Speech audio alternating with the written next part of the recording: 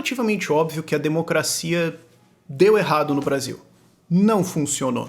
O que faz com que a gente pense que talvez tenha alguma coisa muito básica errada em o que está sendo feito.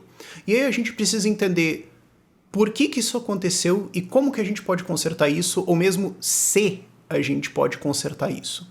E nisso, libertários têm insights muito bons sobre o problema básico do que está acontecendo e o que a gente pode fazer, que todas as outras vertentes não conseguem encontrar e não conseguem responder.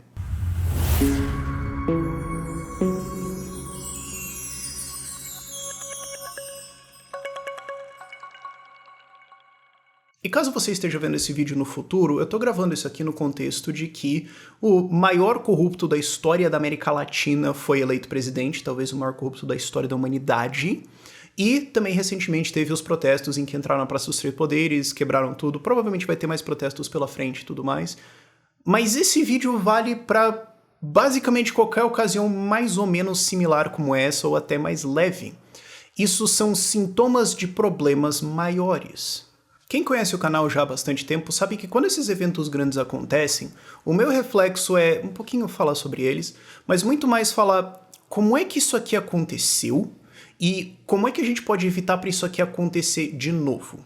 Isso não quer dizer que eu não ligo pro evento em particular, mas é mais pelo fato de que eu não posso mudar o que aconteceu e eu provavelmente não vou conseguir mudar o que está acontecendo nesse momento agora. Mas nós temos como humanos, e eu tenho aqui a capacidade de refletir sobre isso, de entender problemas maiores aqui e ajustar coisas para o futuro. Talvez isso não mude as coisas na próxima semana ou mês, mas mudar o mundo não é assim. Mas com o tempo isso vai acordando pessoas para problemas muito mais fundamentais que resultam em coisas como essas. Isso também vem de uma frustração gigantesca que eu tenho com esses eventos, porque eles acontecem de novo e de novo e de novo e de novo. E chega um ponto onde você pensa, isso aqui é o resto da minha vida e não tem nada que eu possa fazer sobre isso? Isso aqui é o topo que nós como humanos alcançamos e não tem mais o que fazer a partir daqui? Não é possível. Existe alguma forma de fazer isso aqui melhor, mas é desesperador ver esse tipo de coisa. Eu me sinto como... Tinha um supermercado perto de um lugar que eu morava que eles tinham algumas janelas muito esquisitas lá em cima e às vezes os passarinhos entravam.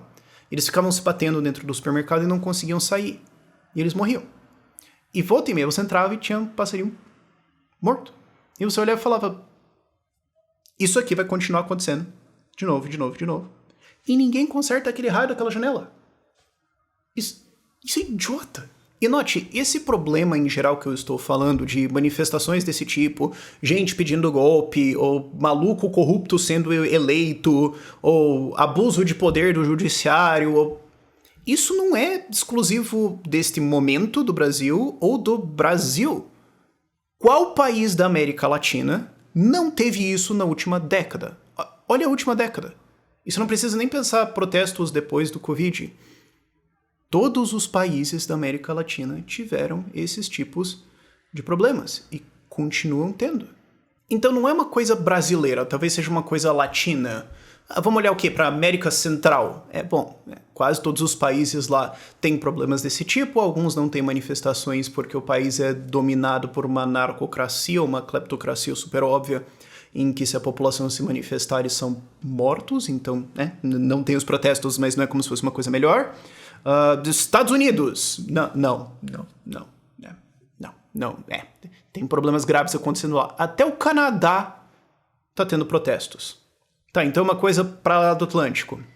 Ok, Europa. Culturalmente, politicamente um pouco diferente, ok, não tem uma convulsão tão grande, mas todos os países centrais da Europa estão com problemas políticos, problemas de conflitos grandes na sociedade, problemas de protestos.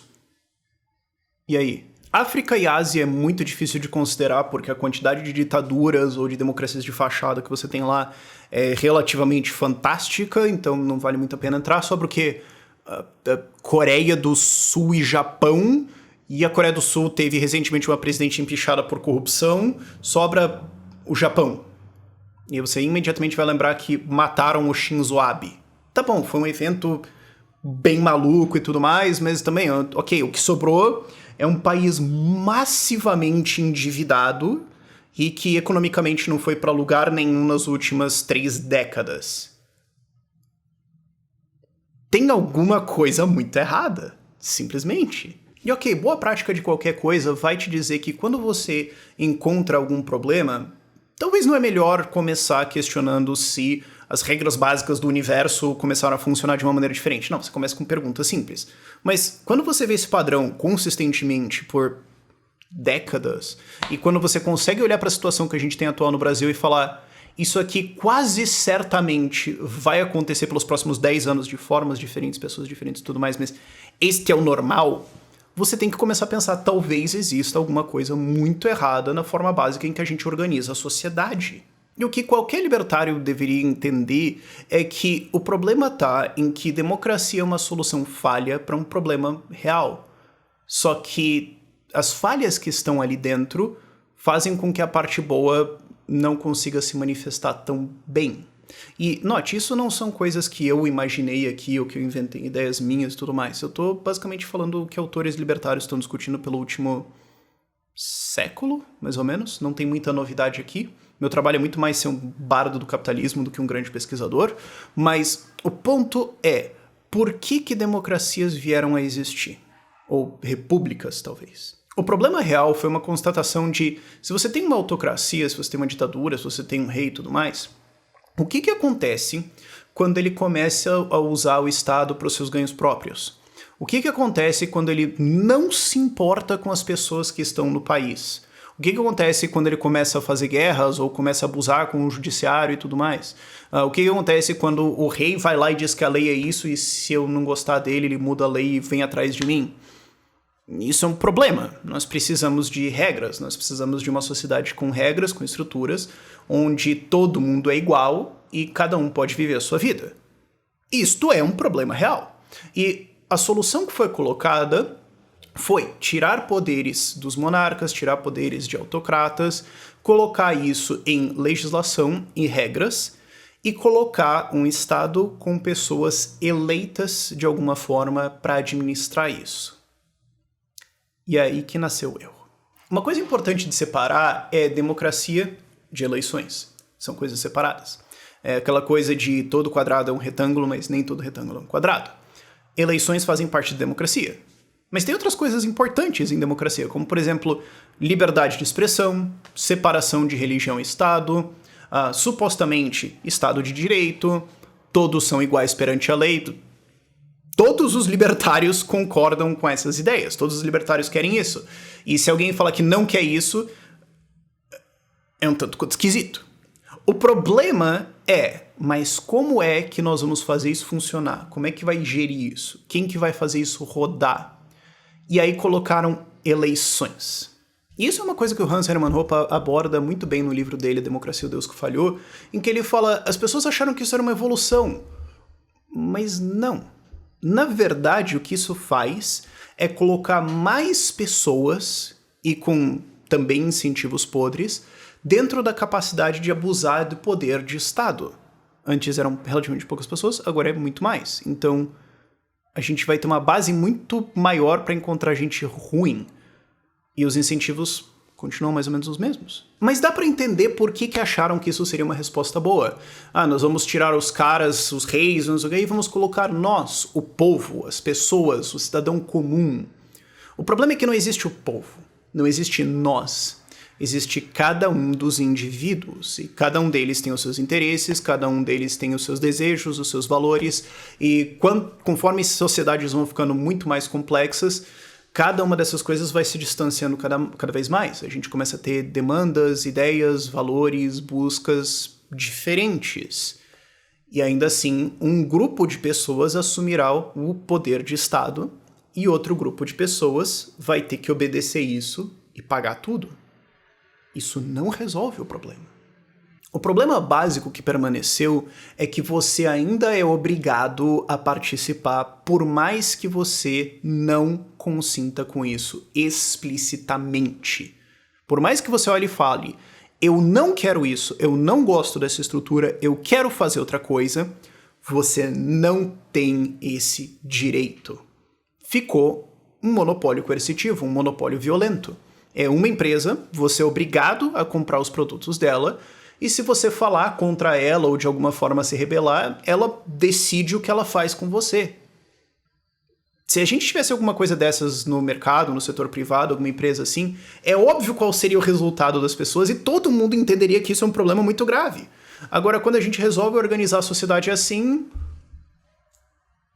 ninguém parece que percebe o problema. O problema é que ainda é perfeitamente possível que grupos de alguma forma sejam eleitos, tomem o poder e usem isso para roubar, para favorecer aliados, criando leis que dão dinheiro para eles e fazem você pagar, para eles imporem a visão e valores e morais e desejos de sociedade que eles têm em cima de você, embora você não queira nada disso, e comprar votos. E você pode dizer, mas peraí, mas isso é ilegal. Bom, na verdade, criar leis para favorecer aliados não é ilegal, porque tecnicamente é a lei. Você pode dizer, mas existe uma distribuição de poderes para evitar isso. Tá. E se eles combinarem de não evitar isso? E se ao invés de um fiscalizar o outro, eles falarem, pera, você leva o seu, eu levo o meu, problema resolvido. Por que eu entraria em um conflito com você quando é muito melhor eu deixar você fazer o seu e eu faço o meu e a gente garante que não vai ter oposição, que as pessoas não vão poder protestar contra isso? Ou a gente até deixa elas fazerem algumas coisinhas ali e tudo mais, mas no fim das contas a gente sai ganhando porque a gente tem o poder e eles pagam a conta dessa coisa toda. Isso é o mesmo comportamento de gangues. Sim, gangues podem conflitar entre si, mas existe também um incentivo para elas falarem, pera, você vai pra lá, eu vou pra cá, a gente não se cruza aqui, o custo baixa. Não é muito mais simples do que a gente ficar em guerra? E é por isso que você tem o crime organizado, por isso que você tem organizações, inclusive, de amplitude nacional que combinam essas coisas. É simplesmente melhor pra elas. E aí vem o problema dos incentivos do jogo, e é uma coisa que não é nem novidade, faz quase 100 anos que o Hayek escreveu no Caminho da Servidão, que a tendência é que os piores vão chegar ao poder.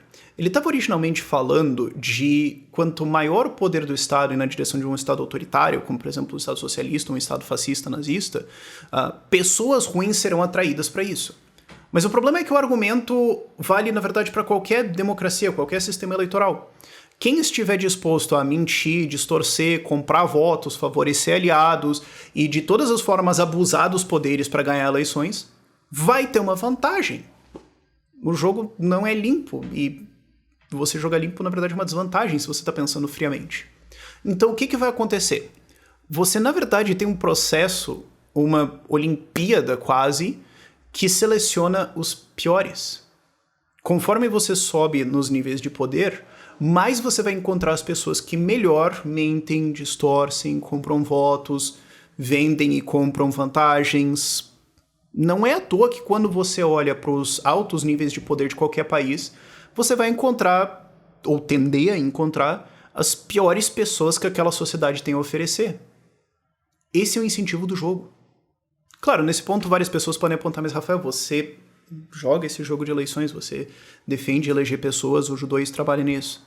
Sim, eu odiar o jogo ou achar que ele é uma das piores coisas que aconteceu na humanidade não muda o fato que ele existe. Eu jogo o jogo por uma forma de legítima defesa. A gente joga limpo, a gente consegue ganhar várias coisas, e com isso nós estamos crescendo. Mas o ponto é, esse é o incentivo? Não.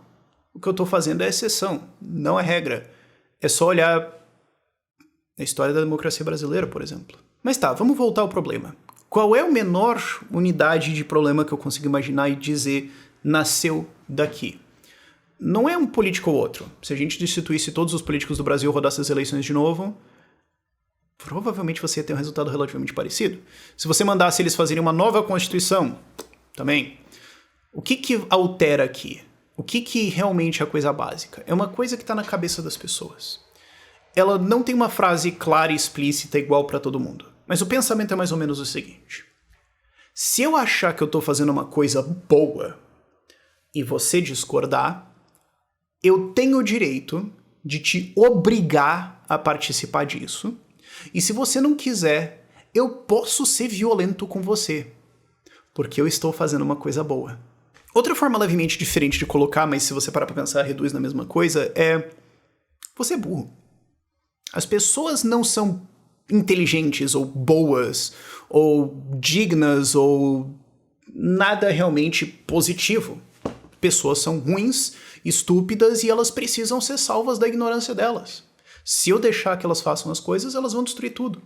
Então, é melhor eu simplesmente obrigar elas a fazer o certo. Isso esquece um problema relativamente simples de que eu que vou obrigar também sou um ser humano. Mas essas são as coisas que não é pra você perguntar sobre Estado. Eles não gostam muito disso. Falando de problemas bem básicos, isso gera 3 coisas.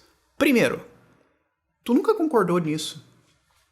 Existe um sistema com regras, com pessoas e leis e tudo mais, mas ninguém nunca falou, você quer participar disso aqui? Sim ou não? Não, você é obrigado. Isso não tá resolvido. Eles só tentam, de alguma forma, justificar esse tipo de coisa, sendo que isso não seria justificável em nenhum outro tipo de relação humana. Imagine isso para trabalho ou relações sexuais. Não funciona, né? Agora, internamente, tem mais outros 2 problemas. Um deles é, tá, mas tem um sistema, as pessoas vão votar neles e tudo mais. Tá, mas você não votou em praticamente ninguém que manda na sua vida.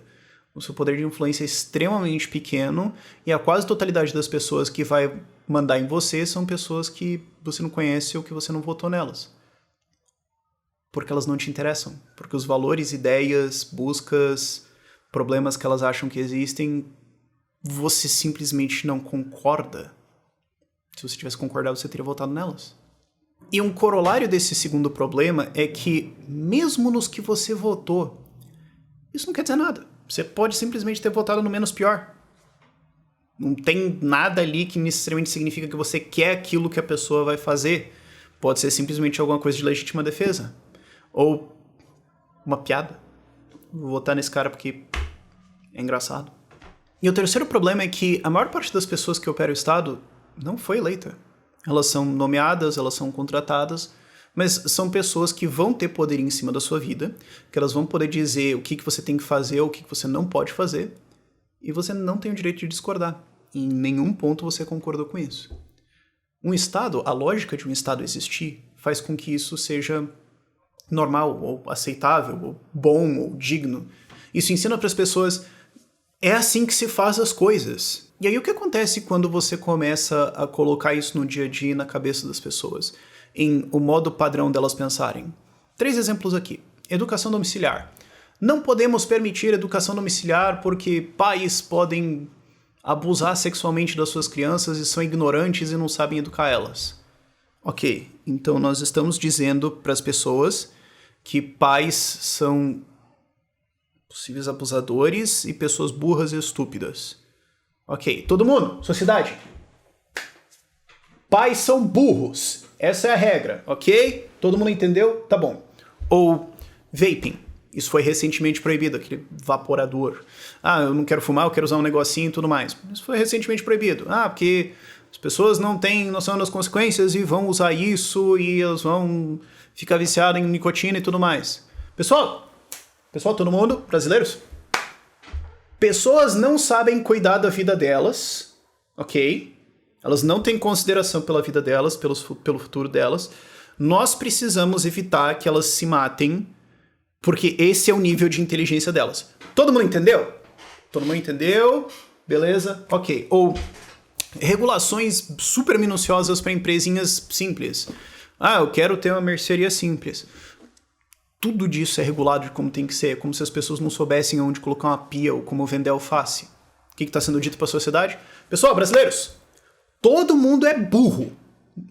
As pessoas não sabem abrir um salão de barbeiro, uma lojinha. Se você deixar elas livres, elas vão matar todo mundo. O cara vai abrir um salão de cabeleireiro e vai morrer todo mundo. Essas são as pessoas que estão ao seu redor. Entendeu? Que bom. O que está sendo ensinado? Ninguém é digno. Ninguém presta. Todo mundo é idiota, burro, inconsequente, não pensa na sua vida e tudo mais. É isso que o Estado está consistentemente botando na nossa cabeça com todas essas estruturas. Fora que ele diz também, e por isso está justificado ser violento com elas. E as pessoas vão aprender essa lição. Basicamente ele está dizendo, todo mundo é ruim e idiota. Por que que você respeitaria as pessoas se a estrutura da sua sociedade é construída com base nisso? Por que você teria respeito, consideração para elas e tudo mais, se toda a lógica de como você vive diz que não é isso? Outro problema disso é que isso cria uma mentalidade de paranoia constante e de uma necessidade de uma defesa, que não está completamente errada. As pessoas percebem, olha, existem outras pessoas que discordam de mim ou que me odeiam. Existem pessoas que querem fazer um monte de coisas com o meu dinheiro e com a minha vida que eu não concordo. Se eu não fizer nada, elas vão tomar o poder e fazer isso comigo. Então eu preciso tomar o poder e evitar isso. Eu não quero. Eu não queria, eu não gostaria, mas eu estou me defendendo. Então, dessa forma, a pessoa consegue justificar fazer vários tipos de coisas. Não, tá certo eu pedir golpe, ou fazer isso, ou dessa forma explorar isso aqui, ou fazer isso aqui. Porque se eu não fizer isso, o outro lado vai fazer pior. Só que isso justifica depois o outro lado, quando eles pegam o poder e falarem, eu nem queria tanto. Mas lembra daqueles caras? Eles fizeram isso, isso e isso. Então, agora nós vamos precisar fazer A, B, C e D. Eu não queria, mas é porque eles fizeram isso aqui. Fazer o quê? Isso eventualmente vira aquela caricatura de uma guerra idiota. A gente tá matando esses caras, por quê? Porque eles mataram aquelas nossas pessoas. Mas aquelas nossas pessoas também fizeram um negócio antes. Mas é que os caras também tomaram, mereceram, porque eles fizeram aquele negócio. Quem começou? Por que a gente ainda tá fazendo isso? Qual que é o ponto disso? Não sei. Mas se eu parar de lutar, ele me mata. É isso que nós temos hoje. Note, eu não tô justificando esse tipo de ato dizendo que tá certo, ou é neutro, ou eles são vítimas da sociedade e tudo mais. Não, tá tudo errado. Eles estão objetivamente errados em fazer isso. O que eu tô querendo te ensinar aqui é, você entende por que essas pessoas são levadas até esse ponto? Porque assim, se você tá querendo combater crime no geral, você precisa entender quais são as motivações dos criminosos. Isso não justifica o que eles fazem, mas te ajuda a entender por que aqueles crimes estão sendo cometidos e ajuda você a combater crime muito mais perto da raiz, ao invés de só ficar prendendo gente. A mesma coisa para esses tipos de manifestações. Quando a galera vai lá e faz uma coisa maluca dessas, sim, é importante condenar, tá errado, ok, beleza, todo mundo é capaz de fazer isso. Também tipo, aconteceu um atentado terrorista, você vai condenar ele? Sim. Vamos um passinho além ou a gente só vai sinalizar virtude e se esperar a próxima? Então, recapitulando, você tem a obrigatoriedade de participar, pagar, obedecer e tudo mais, o que gera todos os problemas de gente jogando o sistema, isso vai selecionar os piores, isso vai causar reações violentas, conforme as pessoas vão tendo mais demandas diferentes, a sociedade vai rachando mais, e a gente chega na situação que a gente está agora, com a única garantia de que vai piorar. Como é que você resolve? É nesse ponto em que a maior parte das pessoas que defendem o Estado faz uma de duas coisas. Ou eles falam, bom, então a gente precisa valorizar mais a nossa democracia e participar mais para fazer com que isso seja melhor. O que não é uma resposta, porque você vê que isso não está funcionando em lugar nenhum. Não é a gente, Brasil, América Latina e tudo mais. Esses problemas são endêmicos ao longo de todas as décadas. Não estamos tendo uma resposta com isso. A outra resposta é a mais sincera, é a mais honesta, mas ela é mais desesperadora, que é o cara falar, bom, é isso aí que nós temos. Não tem outro sistema melhor. Acabou. Tem um sistema melhor, sim. E assim, só esteticamente, a gente já deveria rejeitar essa opção. Como assim você está me dizendo que o que a gente tem agora no Brasil ou na América Latina é o topo do que a gente chegou, a gente pode tentar um pouco mais forte, mas não vai modificar muito mais do que isso aí, talvez a gente tenha alguma melhor incremental, mas é isso. A gente não teve nenhum resultado econômico muito relevante no Brasil desde a redemocratização e, bom, é isso. Essa é a totalidade do futuro da nossa sociedade. Só nessa proposta eu já me recusaria a aceitar sem nem saber o que eu vou propor no lugar, porque você não pode possivelmente estar falando sério que você desistiu. Não. O que era para ser a sociedade? Qual que é a função disso? Existem pessoas com todos os tipos de ideias, vontades, valores na vida delas. E elas querem fazer com que isso aconteça na melhor medida do possível. E a gente precisa interagir. A gente se dá muito melhor quando essas pessoas conseguem construir juntas alternativas positivas para resolver esses problemas. A sociedade é para ser um espaço construtivo para os humanos que nela habitam, que dela participam. É isso que nós temos hoje. Você consegue olhar para o Brasil ou para países da América Latina e falar: tá, talvez tenha que dar uma reformadinha aqui e ali, mas no geral tá tudo bem? Não, não dá. O que a gente quer é uma sociedade construtiva. Só que para isso, você tem que ter a possibilidade de dizer não. Construir, fazer alguma coisa junto com outras pessoas, colaborar é importante. Agora, forçar isso só pelo pessoas precisam estar junto, não é uma união de pessoas. Não é construir instituições. Não é construir uma estrutura social. É só forçar gente que não se gosta a ter que viver junto para sempre pelos motivos bonitos de eu queria todo mundo segurando mãos. Parem de se socar. A solução para isso tudo é você remover a obrigatoriedade. Deixe as pessoas construírem as suas próprias sociedades. Ah, mas isso vai ser estranho no começo. Sim. Ah, mas pessoas vão fazer coisas que eu não gosto ou que eu não acho que são a prioridade. Esse é o ponto. Se não fosse o caso, você teria que ou você obrigar a sua prioridade nelas, e você quer fazer isso, ou elas pegariam o poder e obrigariam a prioridade delas em cima de você. Ah, mas vai ter mais sociedades diferentes. Qual é o problema? Mas a gente não sabe exatamente como isso funcionaria. A gente consegue ter alguns insights e algumas ideias, mas... E daí? Imagina que a gente estivesse no debate da escravidão. Escravidão é errado, vamos abolir. Tá, mas como é que a gente vai fazer depois? Eu não sei, não interessa. O Brasil é um país gigantesco, com pessoas de todos os tipos, vontades e ideias diferentes. Você não vai conseguir criar uma estrutura para todo mundo que atende tudo isso com cuidado e que ninguém vai usar isso para explorar as coisas. E isso não é um problema de Brasil, é um problema de qualquer país do mundo, é só que num país do nosso tamanho é ainda mais fácil de visualizar esse tipo de coisa. Se você tivesse um país de talvez 60 mil pessoas em uma cidade, talvez seja um pouco mais difícil de visualizar isso, mas no Brasil fica relativamente óbvio. Se você permite isso, pessoas iriam cada uma para o seu canto. Como é que isso é um resultado pior do que nós temos agora? Hoje a gente vive pensando, qual vai ser a próxima? O que vai acontecer agora? Isso toma controle das nossas vidas. Ao invés da gente se preocupar em como viver melhor, como aproveitar o nosso tempo muito escasso que a gente vai ter nesse planeta, como que a gente pode melhorar isso aqui, a gente está o tempo todo tentando desviar da próxima marreta política. Se realmente quer me dizer que isso é uma sociedade mais desejável do que cada um faz o seu e um não rela no outro, eu tenho dificuldade de ver esse argumento. Uma das minhas explicações curtas favoritas sobre libertarianismo é: isso aqui é tudo uma grande conspiração para te deixar em paz. Se eu fosse resumir o vídeo, basicamente você tem políticos e Estado indo para cima de todo mundo e não deixando ninguém em paz. E daí você não tem uma sociedade pacífica. Por que isso é surpreendente? A proposta é: deixe que pessoas criem as suas próprias sociedades. Não necessariamente vai sair o que você gostaria, mas não é direito seu mandar na vida dos outros. E vamos ser sinceros, você não quer os outros mandando na sua vida também. Recomendações de leitura na descrição. Por esse vídeo é isso.